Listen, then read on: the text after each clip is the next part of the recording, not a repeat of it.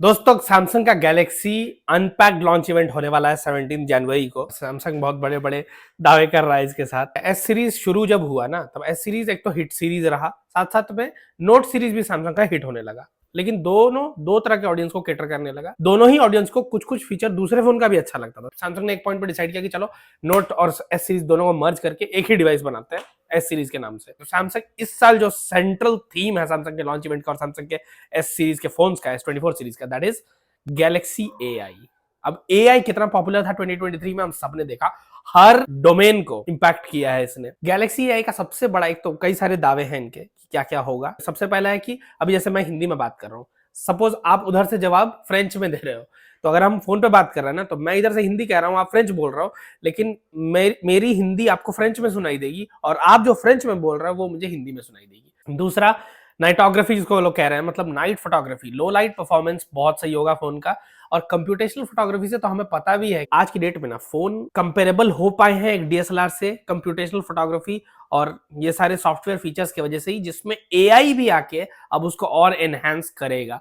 क्योंकि अगर आप एक डीएसएलआर कैमरा को देखो, उसके सामने एक फोन में क्या हार्डवेयर है, उसके पास इतना बड़ा हार्डवेयर है, खास करके बड़े बड़े जो डीएसएलआर होते हैं। आप आईफोन को कंपेयर, आईफोन बेटर कैमरा है आईफोन का, जो एकदम एंट्री लेवल डीएसएलआर होते हैं उनसे। जो 2-3-3-4-4 लाख के डीएसएलआर हैं, आईफोन उनको टक्कर देता है, खास करके आईफोन के प्रो मॉडल्स। तो वो जो 3-3-4-4 लाख के डीएसएलआर हैं, आप उसका बॉडी साइज देखो, इतना बड़ा वो कैमरा है, उसमें इतना बड़ा लेंस लगता है। एक फोन उसको कैसे कंपटीशन दे सकता है, पतला सा फोन, छोटा सा lens. Reason is computational photography. अब एआई जैसे जैसे और एनहांस हो रहा है, ये फीचर और बेटर होते जाएगा। और प्लस एप्स भी बड़े इंपॉर्टेंट है, जैसे इंस्टाग्राम, फेसबुक, यूट्यूब, ये सब एप्स जो इंपॉर्टेंट है ये आपके फोन में भी आ जाता है। तो आजकल आज की डेट में मैं भी फोन ही प्रेफर करता हूँ ओवर कैमरा, क्योंकि फोन पोर्टेबल भी है, पॉकेट में आ जाता है, एक बड़ा किट कैरी करने की जरूरत नहीं होती है। कैमरा के लिए पूरा किट वगैरह, बाकायदा ट्राइपॉड, सब कुछ लगता है। तो कैमरा डिपार्टमेंट में जो बेनिफिट्स की बात हो रही है वो है बेटर लो light performance, faster auto focus और वेरिएबल अपर्चर लेंसेज, जिससे एक प्रोफेशनल लेवल कैमरा वाली फील आएगी आपको अपने S24 सीरीज में। आप डे टू डे एनहांसमेंट भी बहुत ज्यादा होगा, जैसे एडवांस्ड बिग्सबी को जब आप कॉल करते हो, जैसे सीरी कॉल करते हो एप्पल में या गूगल होता है नॉर्मल, वैसे ही जब आप बिग्सबी को कॉल करोगे तो बिग्सबी और बेटर तरीके से रिस्पॉन्ड करेगा। बिग्सबी आपके सराउंडिंग को भी समझेगा, सराउंडिंग को समझेगा इन द सेंस, आप मीटिंग में हो तो अपने आप साइलेंट मोड पे चला जाएगा, आप एक्सप्लोर करने निकले हो, आप ट्रैवल कर रहे हो तो अपने आप बैटरी ऑप्टिमाइज हो जाएगी। आप कुछ एडिट करना चाहते हो, कुछ सर्टेन फीचर्स है जिससे वो अपने आप एडिट हो गए। ये सब जो एआई फीचर्स है ना, ये सब एक्सपेक्टेड है S24 सीरीज में। फिर कहा जा रहा है on device AI plus Claude AI का यूनिफिकेशन है। मतलब कोई अगर प्राइवेट काम है या छोटा टास्क है, वो आपके डिवाइस और उसमें जो एआई है उसके हेल्प से हो जाएगा। वेयर एज कॉम्प्लेक्स टास्क अगर रिक्वायर्ड है तो वो क्लाउड के हेल्प से आपके फोन में वो टास्क परफॉर्म होंगे, जिससे एक बेटर एक्सपीरियंस आपको देखने को मिलेगा। और यही सब फीचर है ना जिसकी वजह से फोन अब कटिंग एज पर आ रहा है ओवर अ कैमरा। क्योंकि कैमरा में ये क्लाउड और ये सब तो नहीं है ना, कैमरा पूरा एक हार्डवेयर डिवाइस है, जो है उसके हार्डवेयर में ही है बस। पर फोन का तो पूरा सर्वर कनेक्टेड है, वर्ल्ड वाइड वेब से फोन कनेक्टेड है। तो phone is not just a phone anymore, वो अब एक सेंट्रल डिवाइस बन गया है हर चीज को यूज करने का। वो एक पावर हाउस टाइप का है आपके हाथ में। अब इतना इंपॉर्टेंट ये डिवाइस हो गया है, किस डायरेक्शन में काम किया जाए ताकि इसका वैल्यू और बढ़ाया जा सके और ज्यादा ग्रेटर वैल्यू ऑडियंस के और कंज्यूमर्स के लाइफ में सर्व किया जा सके। तो जो डायरेक्शंस हैं वो यही है। एक तो सिक्योरिटी हो गया, तो सैमसंग में नॉक्स की सिक्योरिटी आती है, कैमरा हो गया, और डिजाइन हो गया। एक स्टेटस सिंबल की तरह भी फोन आज की डेट में बिकता है और यूज होता है। बात करें स्पेसिफिकेशंस की, तो रूमर्स का तो यही कहना है कि सैमसंग गैलेक्सी S24 सीरीज जो है, इसमें S24 और S24 प्लस, S24 अल्ट्रा भी होगा फोन में, पर उसके अंदर कहा जा रहा है जो world wide S24 ultra launch होगा उसमें स्नैपड्रैगन 8 Gen 3 का ही प्रोसेसर होगा। पर S24 और S24 प्लस में एक्सिनोस 2400 का चिपसेट होगा यूरोपियन रीजन में। बाकी दुनिया में जो S24 S24 प्लस लॉन्च होगा उसमें स्नैपड्रैगन 8 Gen 3 का प्रोसेसर होगा। अब इसके पीछे क्या रीजन हो सकता है कि यूरोप में एक्सिनोस 2400 लॉन्च करेगा सैमसंग? रीजन तो देखो ये है कि पास्ट डेटा भी अगर देखें तो ऐसा देखा गया है कि जो यूरोप की कम्युनिटी है, यूरोप के जो कंज्यूमर्स हैं, ये उतने एंटी एक्सिनोस नहीं है। ये एक्सिनोस को लेके अच्छा फीडबैक देते हैं। और एक्सिनोस एक ऐसा प्रोसेसर है जो सैमसंग इन हाउस बनाता है। तो इन हाउस बनाने में सैमसंग को कम कॉस्ट आता है, और कम कॉस्ट है और यूरोप में सेल ज्यादा हो रहा है। तो सेल ज्यादा हो रहा है और कॉस्ट कम है, तो क्या बढ़ रहा है? प्रॉफिट। और यही तो कोई भी कंपनी चाहती है ना। और यूरोप में ये चीज अगर अच्छा परफॉर्म की तो हाई चांसेस है कि धीरे धीरे ये बाकी रीजन्स में भी सैमसंग एक्सिनोस के प्रोसेसर्स वाले डिवाइसेस लॉन्च कर सकता है। बाकी स्पेक्स में एक्सपेक्टेड है S24 में 6.2 इंचेस का FHD plus 1080 by 2340 pixels dynamic AMOLED screen with 120 hertz refresh rate. अच्छा एक बात बताओ, S24 मतलब S सीरीज का जो बेस लेवल लॉन्च होता है, आपका क्या पॉइंट ऑफ व्यू है उसको लेके? क्या आप खरीदते हो या आपको अच्छा लगता है? मतलब आई वांट टू नो, क्योंकि बेस लेवल आईफोन भी बहुत बिकते हैं, पर बेस लेवल सैमसंग का क्या क्रेज है ये मुझे जानना है, क्योंकि मैंने जब उसको यूज किया द डिवाइस वाज गुड। पर एक चीज मुझे सैमसंग का थोड़ा अजीब लगता है कि सैमसंग अपने बेस लेवल बजट फोन्स में और टॉप एंड जो फ्लैगशिप्स होते हैं दोनों में सेम यूजर इंटरफेस रखता है, जिसके वजह से ना वो फोन उठाते ही थोड़ा एक्सपीरियंस अजीब सा होता है। जैसे मेरे पास अभी गैलेक्सी A51 है, उधर उस रूम में रखा हुआ होगा, उस फोन में जो यूजर इंटरफेस है वही एकदम टॉप एंड में भी रहता है ना, तो लगता है कि यार मतलब कुछ फर्क नहीं है, राइट? जब सबसे पहले आप आईफोन उठाते हो ना, तो आईफोन का जो जो आइकॉन्स हैं, जो जो इंटरफेस है पूरा, जिस तरीके से लॉक खुलता है, वही तो एक प्रीमियम एक्सपीरियंस देता है ना। तो मुझे लगता है सैमसंग को यहाँ थोड़ा सा अलग करना जरूरी है, थोड़ा डिफरेंशिएट करना जरूरी है प्रोडक्ट्स को। और इसके लिए मैं पूछ रहा हूँ कि 60 70 80 हजार दे के जो S23 है या S24 है, ये आप में से कितने लोग हैं जिनको ये फोन बहुत पसंद है, या आप लोग लेते हो या लेना चाहते हो? कमेंट करके बताओ। फर्दर जो स्पेक्स हैं वो ये सब र्यूमर्ड स्पेक्स हैं, जरूरी नहीं है यही सब हो, ये तो लॉन्च इवेंट वाले दिन ही पता चलेगा। 17 जनवरी 2024 को है लॉन्च इवेंट। 128 GB स्टोरेज और 256 GB स्टोरेज एक्सपेक्टेड है S24 में। कैमरा पीछे की तरफ 3 होगा, 50 मेगापिक्सल, 12 मेगापिक्सल का अल्ट्रा वाइड और 10 मेगापिक्सल का telephoto with 3x optical zoom and 30x space zoom. Already हमें पता है कि जो S सीरीज के फोन होते हैं सैमसंग के, ये बहुत मतलब वो चांद की फोटो खींचने में बहुत काम आते हैं, तो 30x स्पेस जूम पॉसिबल है। 4000 mAh की बैटरी होगी S24 में।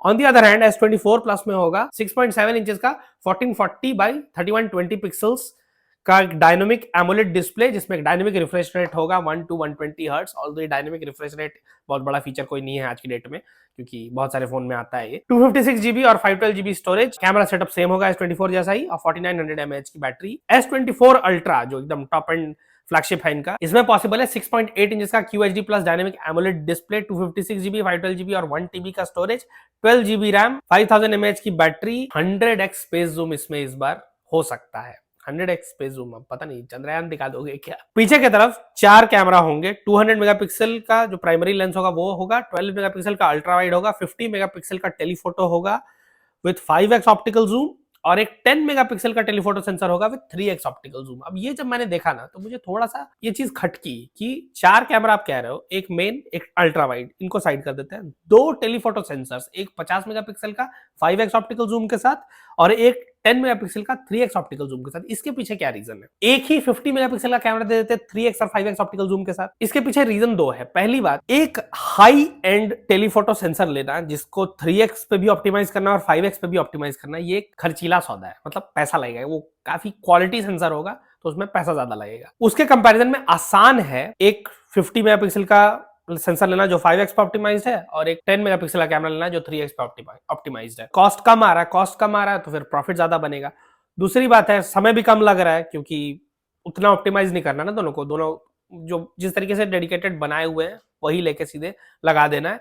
और मार्केटिंग में भी ये चीज हेल्प करती है कि एक आम यूजर जिसको कुछ पता नहीं है, वो आके तो ये देखेगा ना कि उस फोन में 3 कैमरा है, जो दूसरे कंपटीशन के फोन हैं, और इस फोन में S24 अल्ट्रा में 4 कैमरा है, तो उसको तो ये लगेगा 4 वाला बेटर है, तो वो 4 वाला पिक कर लेगा, जिसको उतना नॉलेज नहीं है, उतना अंडरस्टैंडिंग नहीं है टेक्नोलॉजी का और डिवाइसेस का। मुझे लगता है यही रीजन है। ऑल्दो बोलने के लिए और बहुत रीजन हो सकते हैं कि मे बी सैमसंग और ज्यादा काम करना चाहता है इन लेंसेज पे आने वाले टाइम में, पर आई बिलीव कि यही 2 मेन रीजन है कि टाइम बचता है इससे और कॉस्ट भी कट होता है। लेट्स सी एक्चुअल डिवाइसेस जब आते हैं तो फिर उनमें क्या क्या और अलग होता है। एक और सवाल इससे रिलेटेड आता है कि क्या सैटेलाइट कम्युनिकेशन होगा S24 सीरीज में? तो अभी तो ये क्लियर नहीं है, और अगर आएगा भी तो हमें देखने को मिलता ही है कि सैटेलाइट कम्युनिकेशन पहले एक स्पेसिफिक रीजन में ही आता है, मे बी अमेरिका में, यूरोप में। अगर हम पास्ट का डेटा देखें और सैमसंग के तरफ से कुछ अनाउंसमेंट्स वगैरह अगर हम देखें, तो 2023 में भी कई जो सैमसंग के ऑफिशियल्स हैं उन्होंने ऐसा कहा है कि